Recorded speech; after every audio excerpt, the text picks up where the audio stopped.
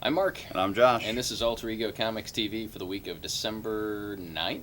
It is the 9th, right? Sure, yeah. I think it is. December 9th, 2015. We are here with this week's best comics, along with some Christmas recommendations. Or if you don't celebrate Christmas, whatever holiday you celebrate. Kwanzaa, Giftmas, Hanukkah, any of those. Festivus. These would all apply. But we'll start with this week's new stuff and lots of cool indie stuff to talk about. First up for me is actually my pick of the week. It's called Snowblind. This is written by Ali Masters with artwork by Tyler Jenkins. It's a 4-issue miniseries published by Boom Studios and is a crime, mystery, suspense thriller, something like that. There's a teenager that's living in Alaska, hates his life, it's very boring, blah, blah, blah. A teenager. Yes, much like my... Never mind. Much like my teenager. We're not in Alaska, though. Anyway, he innocently posts a picture of his dad on social media, and lo and behold, that brings the bad guys and the feds to town because his family's in the witness relocation program, or the witness protection program. We find out a little bit of what might be going on, but it's a story that grabbed me right away and didn't let go during the whole issue. Artwork by Tyler Jenkins is amazing. He's the artist on Peter Panzerfaust, but his art style is different with this. This is watercolored art, which gives the book a really unique feel, and I think it fits the story very well. Really enjoyed it. Snowblind, again, 4-issue miniseries. This is issue 1, so you should spend your hard-earned money on this week. And the kid didn't realize. He doesn't know anything about the witness protection program. program. Yeah, he didn't know anything about news that. To him. Sorry if I wasn't clear on that. Oh, first up for me this week, we've got Symmetry #1 from Image Top Cow, written by Matt Hawkins, who you may remember from such books as Think Tank and The Tithe, or it might just be called Tithe, and with art by Raphael Ineco. And this is all of Hawkins' books are sort of idea books on one level or another, and this is no exception. This is a future timeline where our lives are pretty much taken care of by robots, by and large. It's kind of like WALL-E and the floaty chairs. And you get to see humanity living in kind of a different life, and what happens when a utopian society has been constructed and people act outside of what is permissible within the utopia, even if it is ostensibly within the pursuit of a good goal. And there's also something going on here with the reveal at the end, but I'm not going to explain that, but there is definitely a twist towards the end of the book. That's the twist. And it wasn't really a twist, because as soon as you see the page, you're like, oh yeah. But, yeah. So, really great head book, if you like that. Yeah, Symmetry and Snowblind we got advanced copies of 3 or 4 weeks ago, and Josh and I both loved them both and felt strongly that we should stock them and encourage people to buy them. Another book that falls into that category is something we didn't stock in single issues, and it's a long and complicated story as to why we don't do that with some titles. You know what? Let me take 30 seconds. Well, let me take 30, I'll start the clock. Let me take 30 minutes and explain this to you. There's several publishers. The big ones are Boom, IDW, Marvel, DC, and Image, but there are several smaller publishers too, where we can adjust our orders up or down about 3 weeks before a book ships. And so we can take a chance on some new stuff, ordering issue #1. If issue #1 doesn't perform as well as we would like it to, we can cut the orders, or we can do away with it completely if no one picks up issue #1. We can't do that with about 90% of the indie publishers. So that's one of the reasons why it's harder to find small press books in comic shops. And that's not, it shouldn't be a penalty towards them, but it also, we've had bad experiences with small publishers where they can't hit their deadlines, where series put out a couple issues and they never finish. Looking at you, Pirouette. Also by Black Mask. Also by Black Mask, who we're talking about today. And the thing to remember, too, is that 3-week window at FOC is 1 week after the previous issue have shipped if the book is on time. There's some books, there's some Marvel books that are coming out twice a month where we don't have any data on the previous issue because it's not out yet. And with indie publishers, so if we don't have that window, then our only order is the initial order at previews 2 months before the book comes out. So, yeah. So there are things where we're getting advanced copies of books from small publishers that we really like, but we just can't take that risk of getting stuck with too much product or having a book that's delayed indefinitely So that's the reason why we never stocked this great book called We Can Never Go Home by Black Mask. It's a 5-issue series. Was originally a miniseries, is going to be a second miniseries, second round, or it might continue the numbering, I'm not sure, in 2016. But the trade is out, and it is one of those awesome $9.99 trades for 5 issues. It's about 2 teenagers that kind of find each other and may or may not have powers and abilities that they're trying to figure out how to use, and they end up running away together. And that's the We Can Never Go Home title. It's actually uttered at the end of the first issue, We Can Never Go Home, because of bad stuff that happens. So you've got, drugs and gangsters and teenagers with superpowers and teen angst and cool mixtapes and all kinds of fun stuff. I really enjoyed it.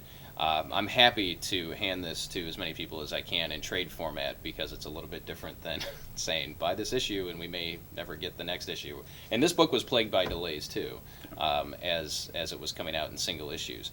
Again, I'm not working on that side of the industry, and I don't mean to twist the knife in Black Mask, but now that this is out in trade, it's a really good story, and people should check it out.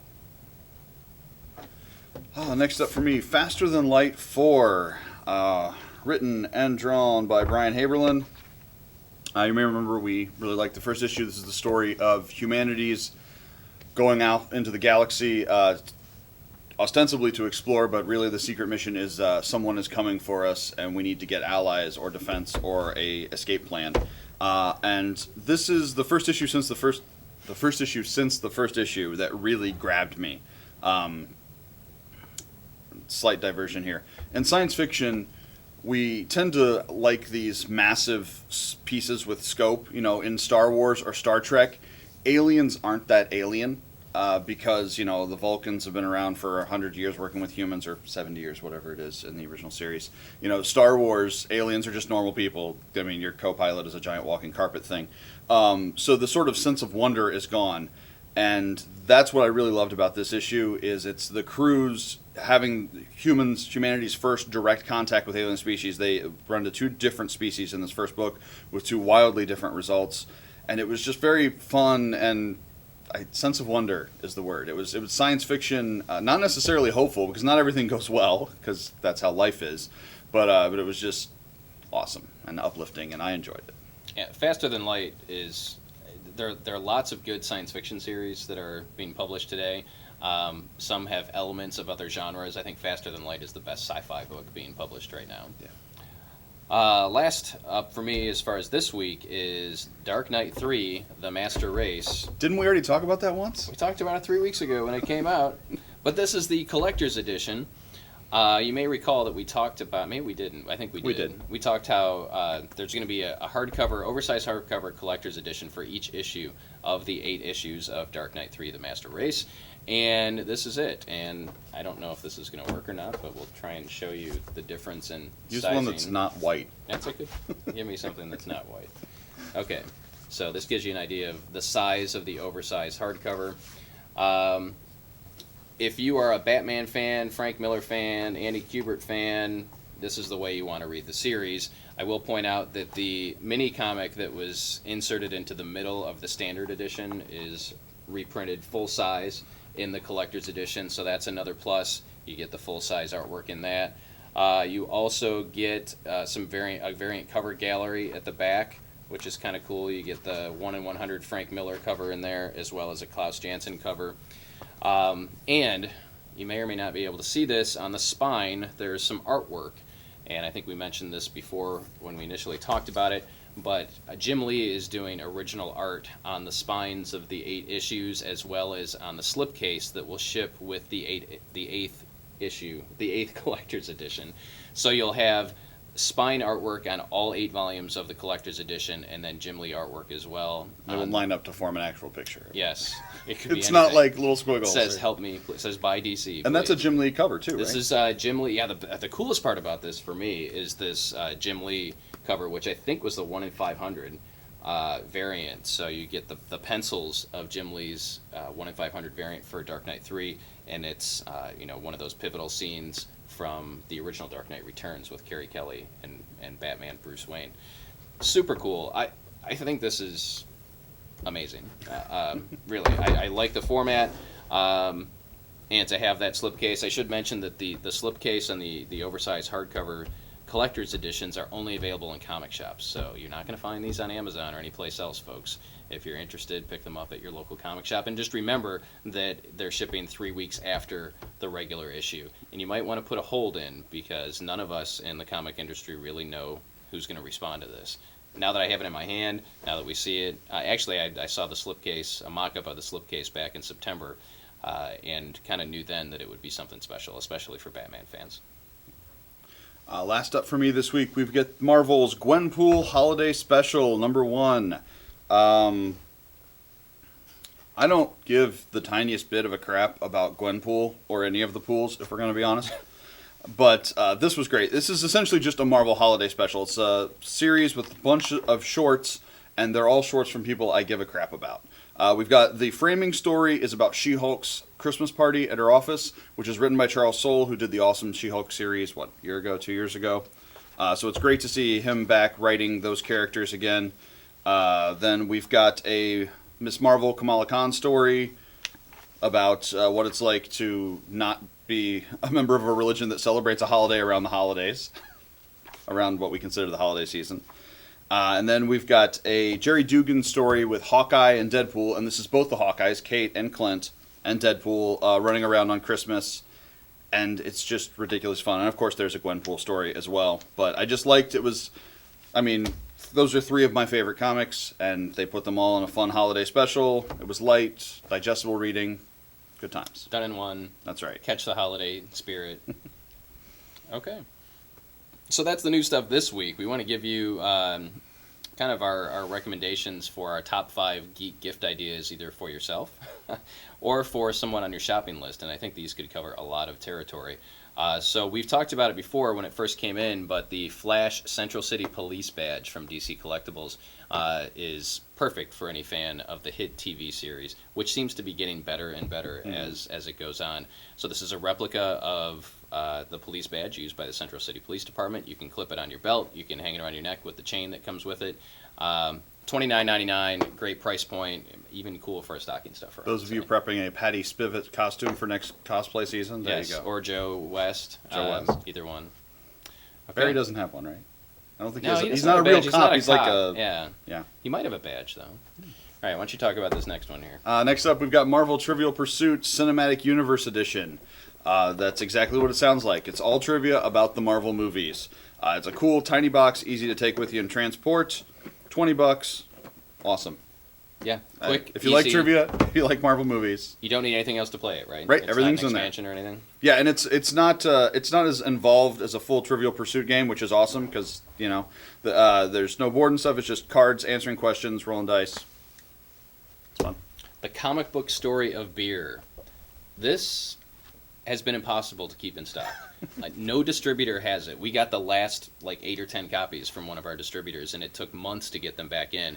This is literally an illustrated history about beer, the world's favorite beverage, from 7000 BC to today's craft brewing revolution. So if you have a beer drinker in the family, if you're a beer drinker yourself, if you're a beer snob like I am and now only drink craft beer, this is a must-have. $18.99. Any beer aficionado will enjoy it. Next up, we've got Batman vs. Superman, The Greatest Battles. We just talked about this last week. This is a steal at $9.99 for 5 great stories comprising 7 issues. This is comics' greatest writers and artists writing the greatest characters in comics, doing what you always want to see them do, which is punch each other. Movie coming out next year, apparently. Speaking of movies coming out, we've got a giant stack of Star Wars graphic novels that are available for yourself, for any Star Wars fan. If you've been reading comics recently, you're aware of the Marvel stuff, but we've got the first, I say we, I'm talking about comic shops in general.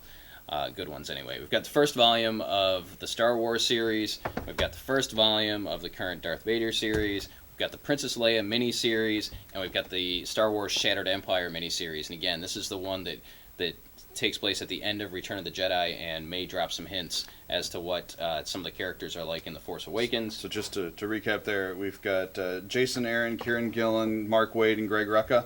with Terry Dodson, John Cassidy, Salvador LaRocca, and Marco Cicchetto. Yes. Those are some good names to have on some books. Some good names. And for old school Star Wars fans or for new ones, Marvel has put out these deluxe hardcover versions of the original Marvel comics adapting the original trilogy.